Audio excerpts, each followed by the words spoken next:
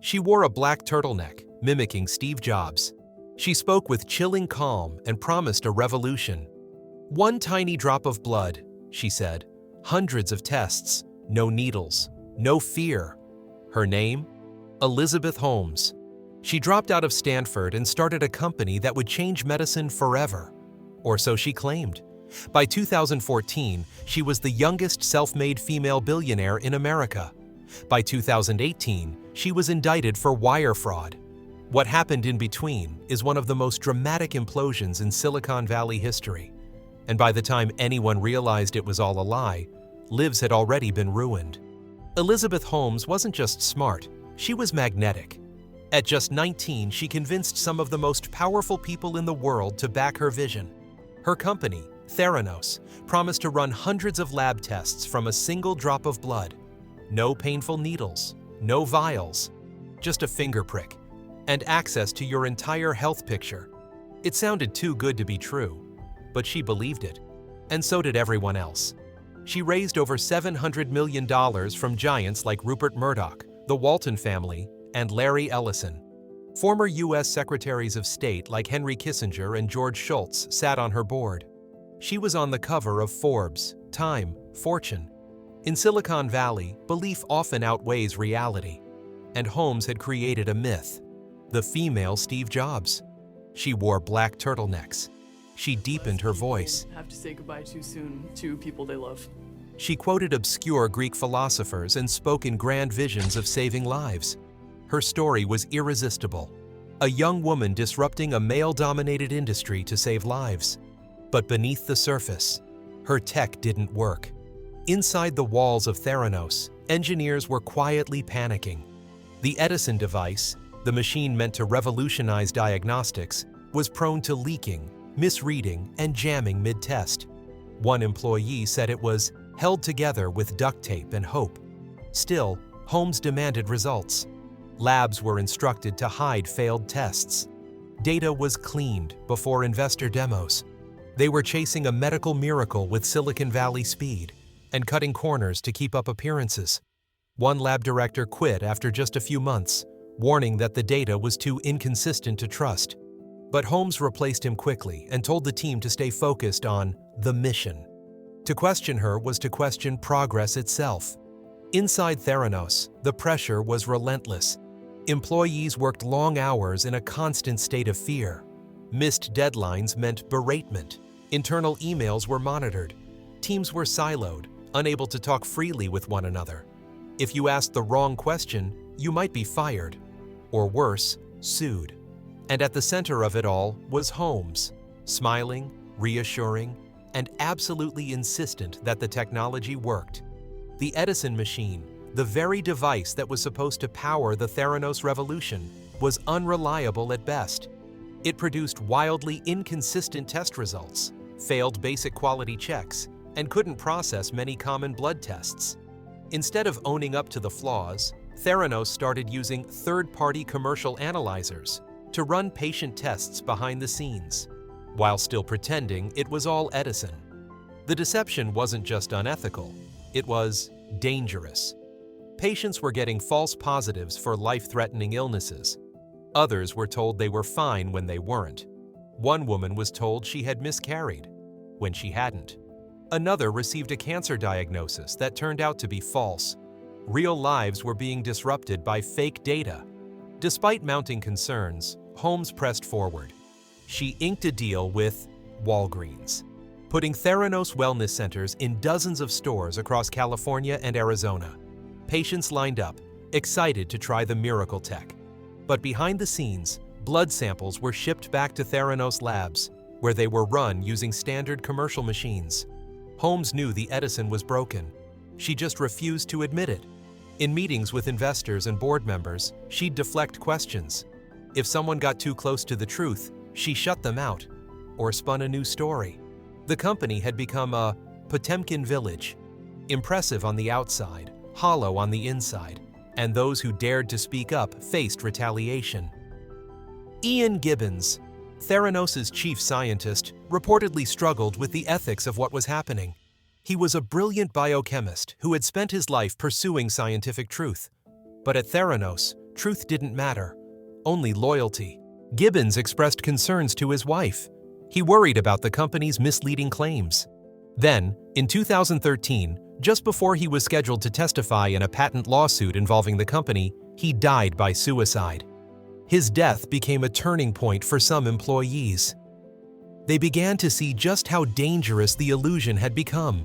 Still, most stayed quiet, out of fear or out of hope, that maybe, just maybe, Holmes would pull it off. She didn't. Meanwhile, Holmes was becoming a Silicon Valley icon. She was a regular on the conference circuit, giving keynote speeches at tech summits, medical conventions, even global leadership forums. The media fell in love with her. She wasn't just a founder, she was a symbol. A woman breaking barriers in an industry ruled by men. A visionary speaking with purpose, dressed in black like her idol, Steve Jobs. Magazine covers hailed her as the next Edison, the next Einstein. But behind closed doors, even Holmes's own employees were growing uneasy. Some left quietly. Others stayed and hoped the house of cards wouldn't collapse on top of them. The first real cracks in the facade came not from regulators or investors, but from inside. 2 employees would ultimately change everything. Erica Chung, a recent college graduate working in the Theranos lab, began to notice irregularities in patient test results. The numbers didn't add up. Machines failed quality control. When she raised concerns internally, she was ignored. And then there was Tyler Schultz, a biology major at Stanford and grandson of George Schultz, one of the Theranos board members. Tyler was idealistic, smart, loyal. He believed in Theranos until he saw the truth. He realized the lab was manipulating data and covering up failed test results. When he brought it up with management, they shut him down. He turned to his grandfather. But George Schultz, deeply invested in the company's success, didn't believe him. So Tyler did something bold. He became a whistleblower. Alongside Erica, he reached out to investigative reporter John Carreyrou at the Wall Street Journal. Carreyrou had heard rumors about Theranos, but now he had credible sources inside. He started digging. With meticulous care, he interviewed former employees, gathered documents, and traced the pattern of deception. The more he uncovered, the darker it got. Holmes, meanwhile, got wind of the investigation. She panicked and unleashed her legal team. She hired David Boies, one of the most feared attorneys in America. Theranos began sending threatening letters to former employees. Private investigators followed whistleblowers. Lawyers showed up at their homes unannounced, pressuring them to sign NDAs. Tyler's own family was torn apart. George Schultz sided with Holmes. For over a year, grandfather and grandson barely spoke. But Tyler didn't back down. In October 2015, the Wall Street Journal dropped the bombshell headline, "Hot startup Theranos has struggled with its blood test technology." The story detailed the faulty Edison machines, the manipulated results, and the deception at the heart of the company. The fallout was immediate. Investors panicked. Walgreens suspended their partnership. The media, once obsessed with Elizabeth Holmes as a tech darling, turned overnight. The company issued denials. Holmes went on CNBC and claimed the journal was lying. But behind closed doors, regulators were circling. Theranos was no longer a rising star. It was a ticking time bomb. The public backlash was fierce. Social media erupted. How could a company worth billions be running on lies? How did so many powerful people get fooled? Employees at Theranos were shaken. Some were angry, feeling they'd been used. Others were terrified, unsure if they'd be sued or silenced next. Erica Chung later said she feared for her safety every time she walked to her car. Tyler Schultz received legal threats and was nearly bankrupted by legal bills, despite doing the right thing. But their courage changed everything. Their testimony helped regulators from the Centers for Medicare and Medicaid Services, CMS, launch an inspection of the company's lab. When the inspection report landed, it was scathing. Theranos' practices were deemed so flawed, they posed immediate jeopardy to patient health and safety. The clock was ticking. By early 2016, Theranos was in freefall. The Centers for Medicare and Medicaid Services, CMS, issued a warning letter citing critical violations at its California lab. Within months, Theranos was banned from operating any blood testing lab. Holmes herself was barred from owning or operating a clinical lab for 2 years. The company's valuation, once $9 billion, evaporated almost overnight. Partnerships collapsed. Walgreens sued for breach of contract. Safeway walked away from a $350 million deal. But Holmes refused to back down. She gave interviews, released statements, and insisted the company was fixing its issues. She restructured the leadership team and promised a new device, codenamed the Mini Lab, that would restore faith. But no one was buying it anymore. Former allies turned silent. Employees left in droves. The press, once infatuated, now tore her apart. Still, Holmes projected confidence. She kept showing up in black turtlenecks.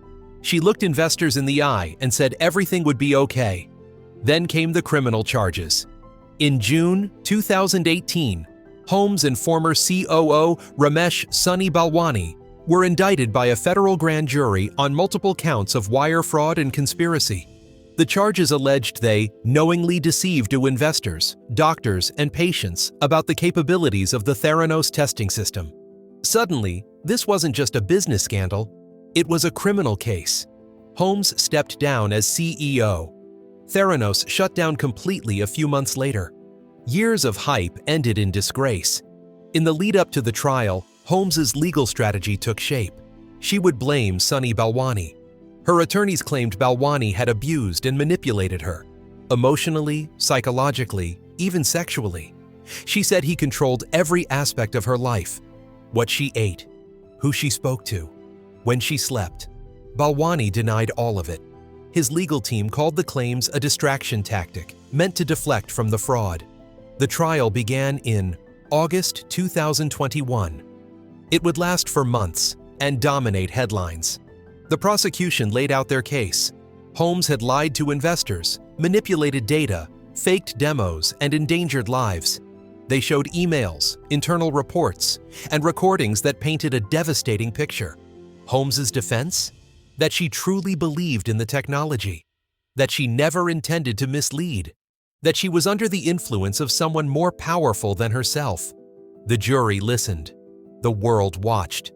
Testimony from former employees and investors painted Holmes as calculating and evasive. Former board members admitted they never saw real data.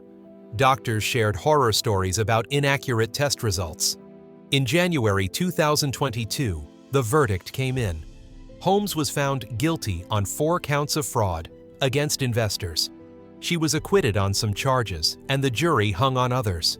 But the message was clear. Elizabeth Holmes had crossed a line. In November 2022, she was sentenced to 11 years and 3 months in federal prison. When she appeared in court for sentencing, she was no longer the confident disruptor in a turtleneck. She was subdued, quiet. Her voice trembled as she spoke of regrets. Supporters called the sentence harsh. Critics called it lenient. But almost everyone agreed. The era of Theranos was over. Elizabeth Holmes reported to prison in May 2023. She left behind a husband, 2 young children, and a public legacy in ruins. Theranos is now a cautionary tale, studied in business schools, analyzed in ethics courses, and dissected in documentaries. But the damage it left behind isn't just academic. Real people received fake medical results. Real investors lost hundreds of millions. And real whistleblowers put their futures at risk to stop the fraud. Tyler Schultz later said it took years for his family to recover from the emotional fallout. His grandfather, George Schultz, eventually admitted Tyler had been right and praised his courage. They reconciled before George passed away in 2021. Erica Chung now works to promote transparency in science. She co-founded a nonprofit to help others speak up when they see something wrong. But beyond the personal stories, the fall of Theranos forced Silicon Valley to reckon with its worst impulses. For years, the tech world thrived on fake it till you make it. Move fast, break things, sell the dream, figure out the product later. Holmes didn't invent that playbook, but she pushed it further than anyone. And unlike a buggy app or a late hardware launch, blood testing isn't something you can bluff your way through. Lives are at stake. Theranos proved that innovation without accountability is a recipe for disaster. Still, even after everything, some people believe Holmes meant well, that she truly wanted to help, that the system chewed her up and spit her out. But most agree, she crossed a line. She didn't just chase a dream, she built a lie. She said it was about saving lives, but in the end, it nearly destroyed her own. Elizabeth Holmes once told a reporter, "The minute you have a backup plan, you've admitted you're not going to succeed." That quote haunted the people who worked for her, because it wasn't just ambition, it was delusion. She didn't have a backup plan, she had a fantasy, one that charmed investors, tricked regulators, and captured the imagination of a nation hungry for a hero. And in the end, that fantasy collapsed, dragging hundreds of lives down with it. Theranos is gone, but the warning it left behind is permanent.